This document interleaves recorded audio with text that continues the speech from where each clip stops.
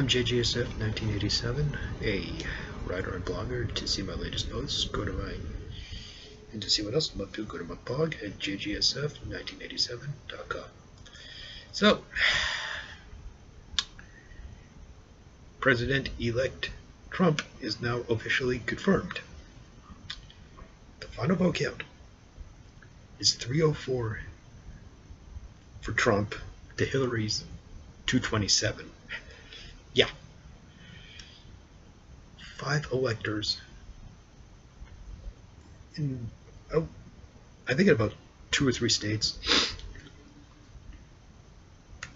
completely did not vote for her at all.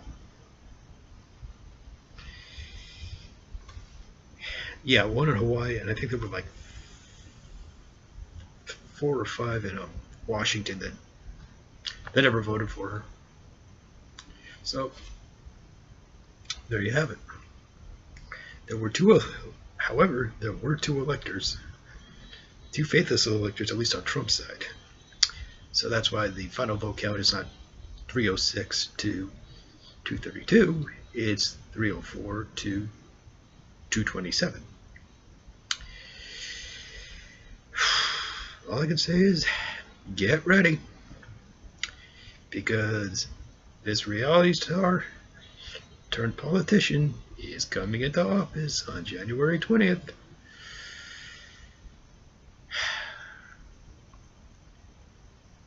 Now, I know what's been going on in the news. I mean, a lot of it is just absolutely crazy. So here's what I'm going to tell you.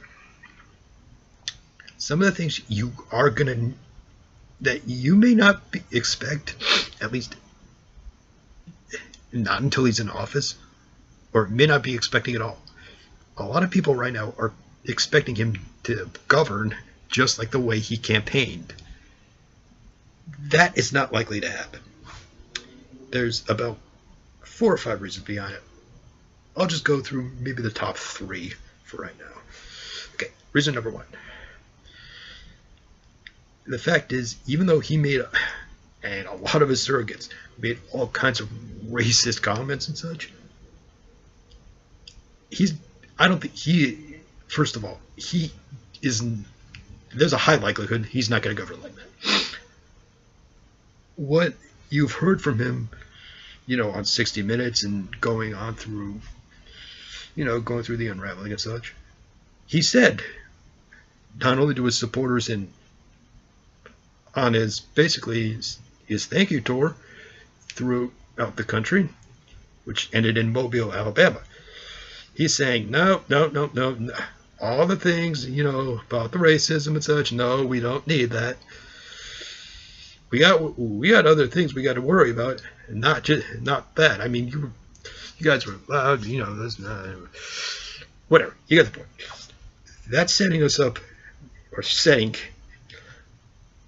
up what will be sort of a surprising result for a lot of people, even those who never voted for him. Hate crimes. Based off of after him doing that and now him pivoting to having to govern, you're going to see the most likely scenario in this case would be him going on hate crimes and being not only much more anal about it, he is going to be a lot harder on it too. Like, think about it. He's going to do a massive crackdown, like on groups. He's going to likely order a crackdown on anybody who's engaging in this and take a zero tolerance policy to it. That may surprise a lot of people. But that's sort of one direction that he's going right now. The other thing, Hillary. It's not likely. He's already ruled out that he's going to end up prosecuting Hillary. He was just saying it for show. Well, for a lot of us, this is kind of a disappointment, but I think if it says one thing, he at least understands the fact that we got to keep everything unified at this point. The campaign rhetoric is over. That was the hard part, the actual governing aspect.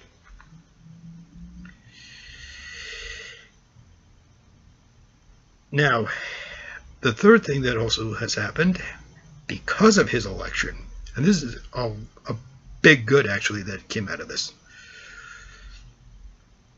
and this is the second part of it, the Trans-Pacific Partnership. It is, at this point, almost, well, unofficially right now, but basically, it's dead on arrival. It's not going to, it's not likely to get enacted, or if it is, Trump is going to basically do some hard-nosed bargaining to make sure that it stays. It is a fair trade system, not a free trade system, which has been killing the middle class here. He gets that. Now, the third thing. I know, the Russians. You're thinking, okay, JGSF 1987, what are you going to say this time to defend the Russians? Actually, that's not what I'm doing. I'm going to tell you this much. Because of Trump's surrogates and going into his administration do have ties to the Kremlin. And I'm not saying that there's going to be a little bit of corruption there. No, there's going to be a lot. However, that's only a little minuscule part of what actually will be happening. One of the things that you got to look at is you're going to have to listen to Putin's rhetoric. Now, think about what's going on in the Middle East with Israel and Iran and basically what's going on with ISIS. Now, a lot of those countries in the Middle East, specifically some of the some of the Gulf Arab states, one can make the argument that they've been free riding on us. Basically, we're paying for their defense, and we're paying them to have us pay for their defense, basically by having our troops there. Trump, I know, is going to be a lot harder about that, and he's going to be, I don't think he's going to be campaigning or governing quite as much as I need. I don't think he's going to be quite to the extent of a chicken hawk as Hillary Clinton would be.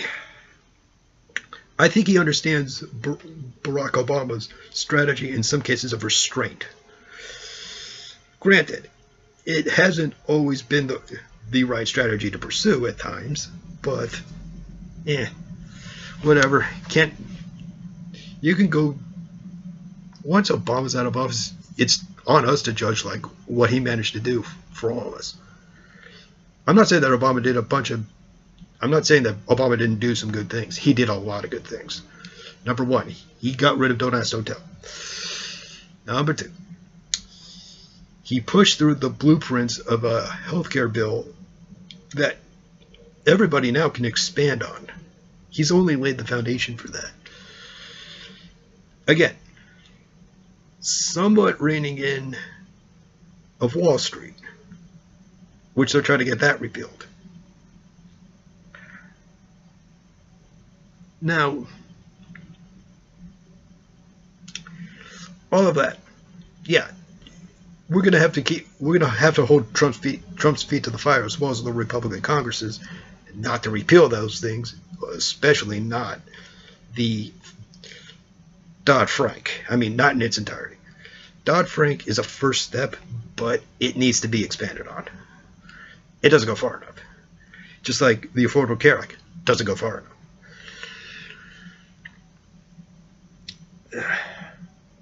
Now, most likely, Trump is going to see basically that you can't get rid of it. I mean, a lot of things you have to do through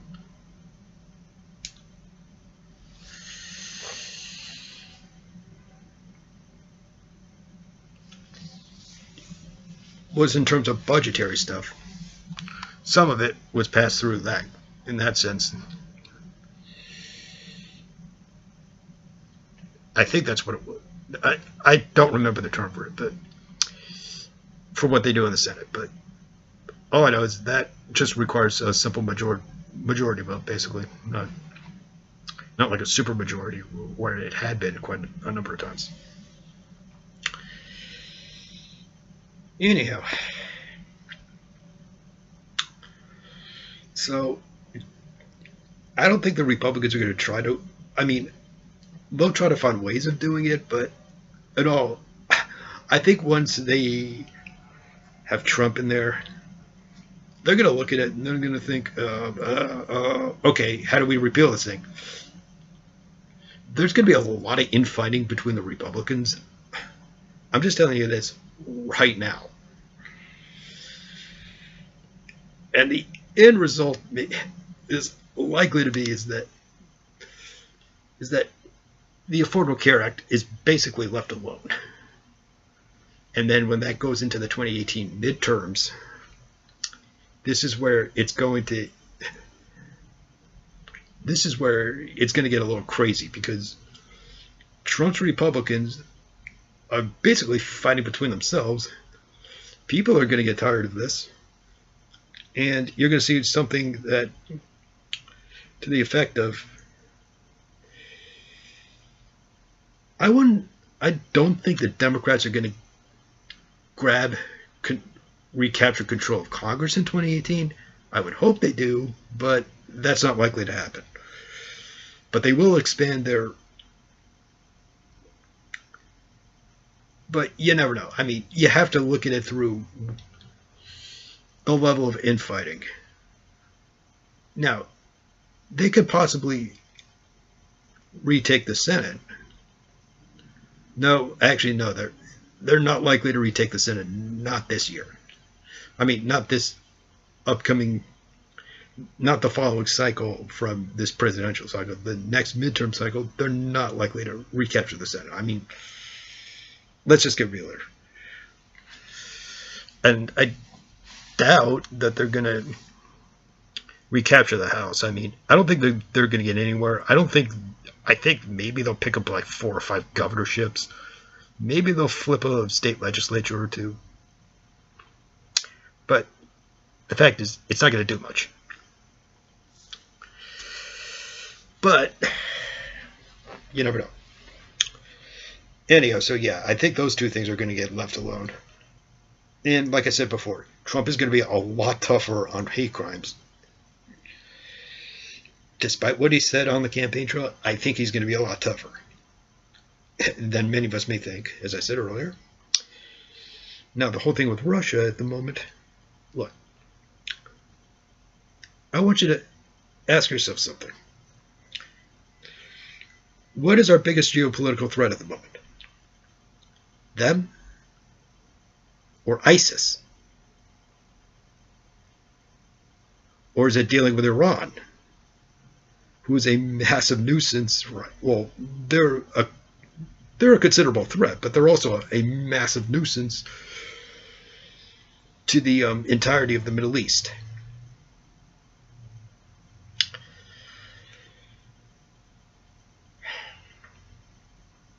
The way you go after ISIS is that it's not a military... There's no military solution to this. I mean, yeah, you could throw a couple more, bombs on them, but it's not going to do anything.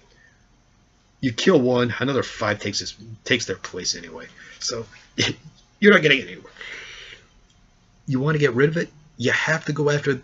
You need to start challenging and changing people's psychology. You also have to hit it at the grassroots.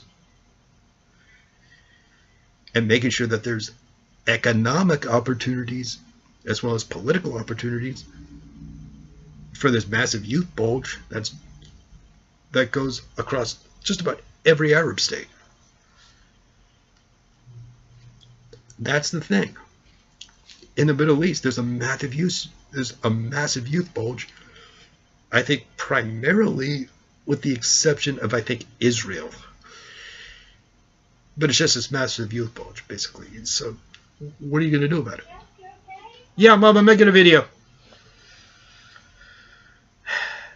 Anyhow, as I was saying before,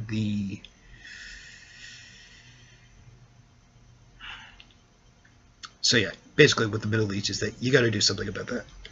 But you also have to go after, you want to go after radical Islam, you have to go after its source. Now, who is the biggest funder of them? It's sadly our allies, or not all of them, but a good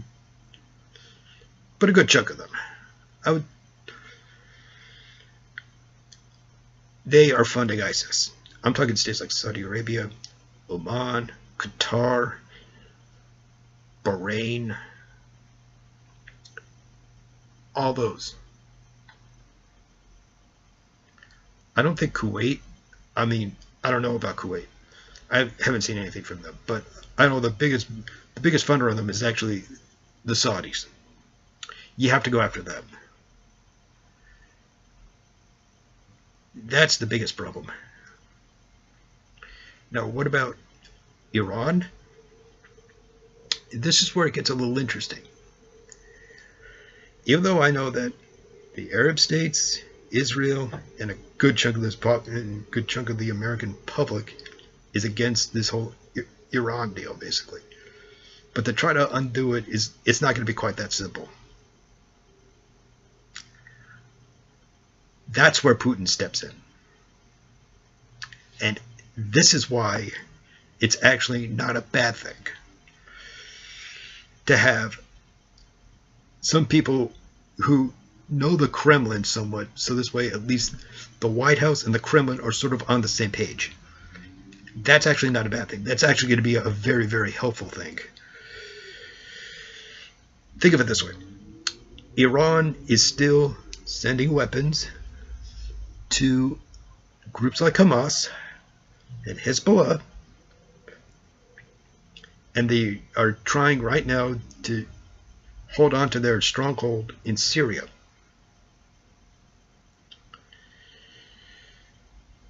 Now, if the Iranians do something stupid where they're trying to revamp their entire nuclear weapons thing, even though they can't do it at home, they're going to try to start doing it abroad. This is where the Russians come in.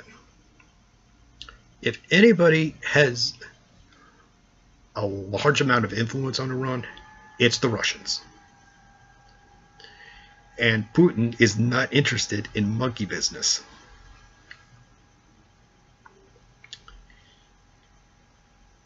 Now, the fact is that if we have Putin on our side, that would be very helpful, because then we can try to work with Iran, or try to make sure, or to work to curb Iran's,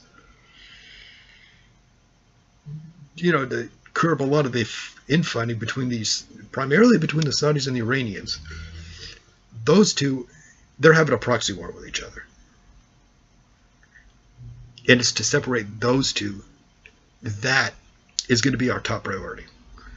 And that's how you kill ISIS, is that you say to the Saudis, okay, you want your weapons, you want your subsidy for your defense budget, you want our next purchase of oil. Okay, that's not going to happen until you cut off the funding for ISIS. That is likely to come out of Trump's mouth.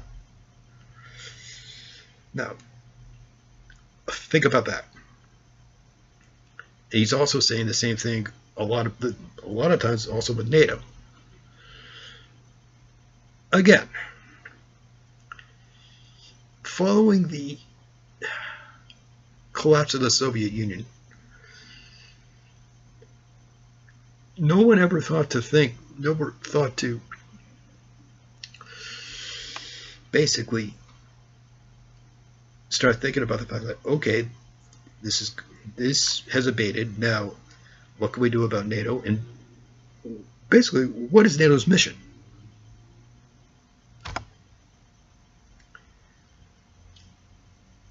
And that's actually not a, no, that's actually a really good question to ask, and I'm really happy that if it's not Bernie saying something about it, it's Trump. And he's right about this. And he's right about a lot of things, especially when it comes to trying to work with Russia and such. There's no point in continuing to red bait. That's been his message the entire time. That's what a lot of progressives have been saying the entire time. You know, the progressives who, you know, the Bernie or bust crowd. They've been saying that the entire time. Jill Stein has been saying that the entire time. Trump has been basically saying that without any, as if he had a big audience to say that to. Look, the fact is, okay. The fact is that, okay, if the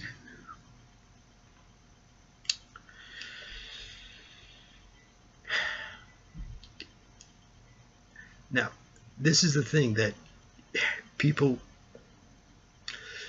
need to think about.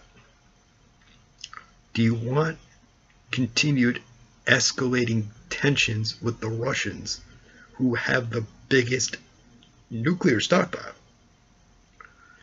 Or do you want to try to meet them halfway and work together with them, which will lower tensions by a massive amount? That's what Trump was saying. Now, the whole thing with China, yeah, that is going to be a major problem. That's going to be a problem. However, this is where Putin can actually step in, because he has a lot of influence with the Chinese. I think Putin will bring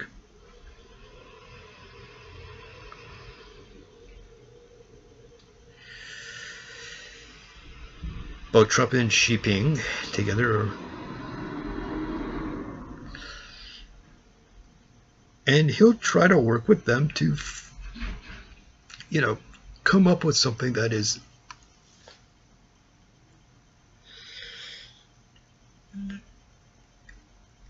that can try to smooth over a lot of these tensions. I know Putin will definitely step in with this, and he's not a bad, and trust me, right now he's a massive asset. Look, like it or not, he's basically our guy right now.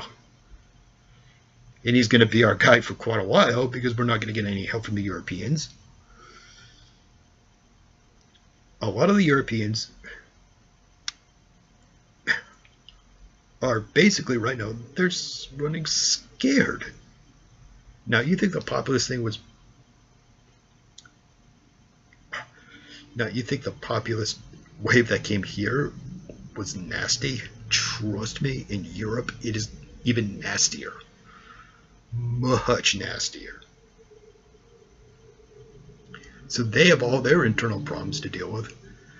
The Russians know this. They're not stupid. They don't...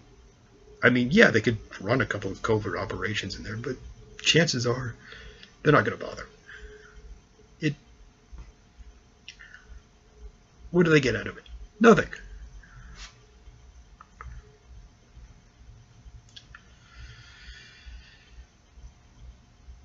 Or very little of it, actually. Other than, okay, we may get some people who actually can, who sort of see our point of mind. With Trump, that's kind of what we're getting. We're getting sort of Bush era domestic policy, which is not a good thing. And this we're going to have to hold to some extent. It's not going to be, I don't think it's going to be quite as, I don't think it's going to be quite as severe as it was under Bush in some cases. But still, we got to keep our eye on Trump and hold him accountable. So this is what we got to do.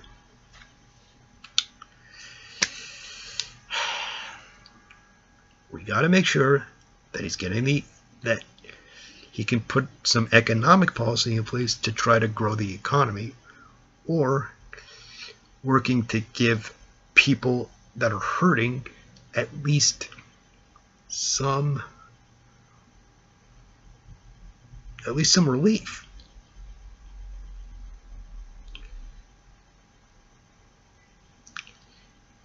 Now, we should be worrying about that. However, we also need to make sure that the Republicans don't start, yelling out racial slurs or anything. So we got to keep an eye on that. But anyway, yeah. So the 304 to 227, that's the final result. And I hope this video explains itself. I know I'm kind of a long-winded talker, and I'm sorry. Anyhow, so yeah, I'll leave it at that. And I am JGSF 1987, and I am out of here.